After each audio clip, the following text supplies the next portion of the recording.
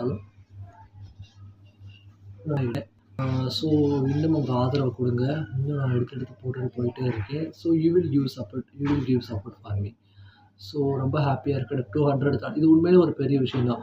ஒருத்தர் ஒரு வீடியோ போடுறாங்கன்னா 100 200 மற்றவங்களுக்கு ஹாப்பியாக இருக்கிறத விட கஷ்டப்பட்டு எடுத்து போட்டு அவங்க ஹாப்பியாக இருக்கும். ஸோ சப்ஸ்கிரைபர் லைட்டாக தான் கொடுத்து போடுற வீடியோஸ்லாம் உங்களுக்கு வரும். கார்த்தி பவர் போட்டாலே போதும். வீடியோ நிறைய அப்படியே வந்து வரிசையாக வந்து நின்றும். கார்த்தி பவர் வீடியோ வந்துட்டு வரிசையாக வந்துட்டு நின்றும். ஸோ நான் ஒரு வீடியோவும் நான் கஷ்டப்பட்டு எடுத்து போடுறேன். ஸோ தயவுசெய்து இதை பாருங்கள். ஒரு வீடியோ நான் அதுக்கு முன்னாடி ஆடு வந்து முன்னாடி இந்த வீடியோ எடுத்ததுக்கப்புறம் அது பின்னாடி ஆடு வந்துடும். ஸோ ஆடை பார்த்தே நான் ஓஞ்சு போயிட்டேன். அவ்வளோ ஆடு, எக்கச்சக்க ஆடு, எவ்வளோ ஆடு வரும். ஸோ அதெல்லாம் தாண்டி இது எடுக்கிறதுலாம் உண்மையிலே கஷ்டம் தான். அது வந்து எடுக்கிறவங்களுக்கு தான் தெரியும். அந்த கஷ்டம் வந்துட்டு பார்க்குறவங்களுக்கு தெரியாது.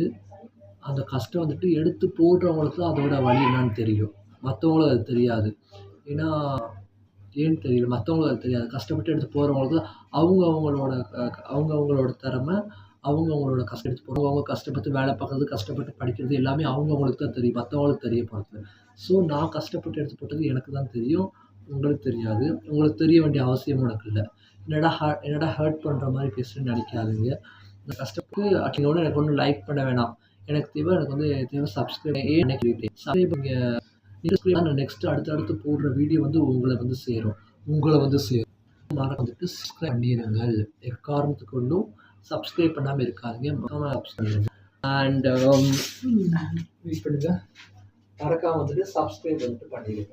So please subscribe my channel.